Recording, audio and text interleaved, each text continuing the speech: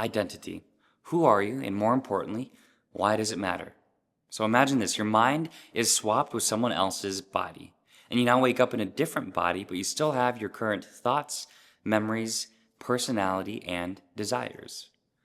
Now, we're going to build on that. Now, someone offers you 1 million to give either to your old body with a different mind, the body that everyone recognizes as you, but it has someone else's consciousness, or you can give it to your new body with your current mind, a body that nobody recognizes, but it has your current consciousness.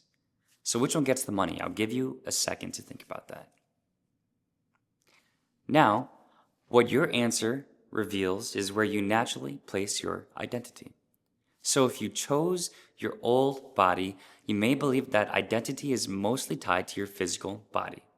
Or if you chose your current mind in the new body, you may believe that your identity is mostly tied to your mind, memories, and your personality. But you see, both options raise questions and problems. Here's the first question then. If your identity is your body, think about this, your body changes constantly throughout life. We grow, we age, heal, lose strength, gain strength, and replace many of ourselves over time, yet we still recognize ourselves as the same person. So if your body changes so dramatically over the years, is your body alone enough to explain who you are? Or, if your identity is your mind, memories, talents, and personality, are you still you if you lose a skill? Or, what about childhood years that you can't remember? Can you say that that was you if you can't remember? Or even crazier, false memories, times when you may vividly remember an event that might not have ever actually happened. Our minds are powerful, but they can also fail us, change, and even deceive us. Now, if both the body and the mind are unstable, what remains? Better yet, if the body and the mind exists for the time period in which we breathe our first and last breath, does who we are only exist during that time? So the answer to this question of what remains or if we cease to exist is actually found in the Bible. You see, Psalms 139:13 proclaims, "For you formed my inward parts and you knitted me together in my mother's womb." And Genesis chapter 2 verse 7 says, "Then the Lord God formed the man of dust from the ground and breathed into his nostrils the breath of life." And these are just a few verses that tell us that we are more than our mind or our body.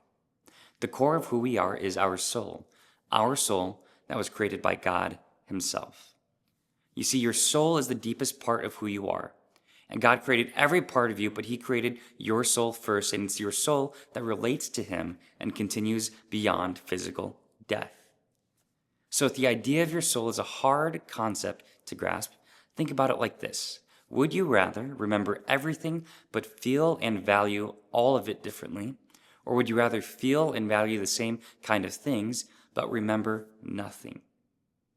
You see, our desires, our loves, convictions, and our natural morals point us to something deeper than what our mind alone gives. And this is why people across cultures recognize things like love, justice, sacrifice, peace, and patience. We are more than biology and information processing. You are more than biology and information processing. You are more than an accident in the cosmos. So, what does this mean for your identity then? If God created your soul, then your identity is not something for you to invent from scratch. It is something that you receive from God, the one who made you. Now, with that in mind, this means two things. Your identity is anchored in God's unchanging character. People change, feelings change, cultures change, but God does not change. Who he says you are will always stay the same.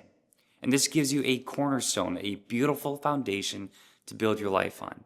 Because if you build your life on what people think of you, your life will fall apart when they think of you differently, or you might even find yourself constantly pushing and pushing and pushing to have them think of you in a certain way. If your identity is built on feelings, you're going to spend your entire life just trying to sustain a certain feeling, or you might even spend your life chasing one feeling and miss out on all the other emotions that life has. Or if your identity is built on culture, you will never feel the freedom of being yourself. So this brings us to our second important part of understanding our soul as our identity.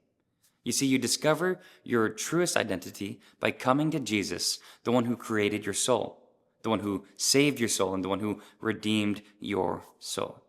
So come to Jesus, read the Bible, and commit it to memory to know all that he's done for you, all that he's promised for you, and all that he thinks of you. So let me leave you with this. The world will take your soul and give you an identity. But Christ gave his life to give and redeem your identity. God bless, and I'll see you guys soon.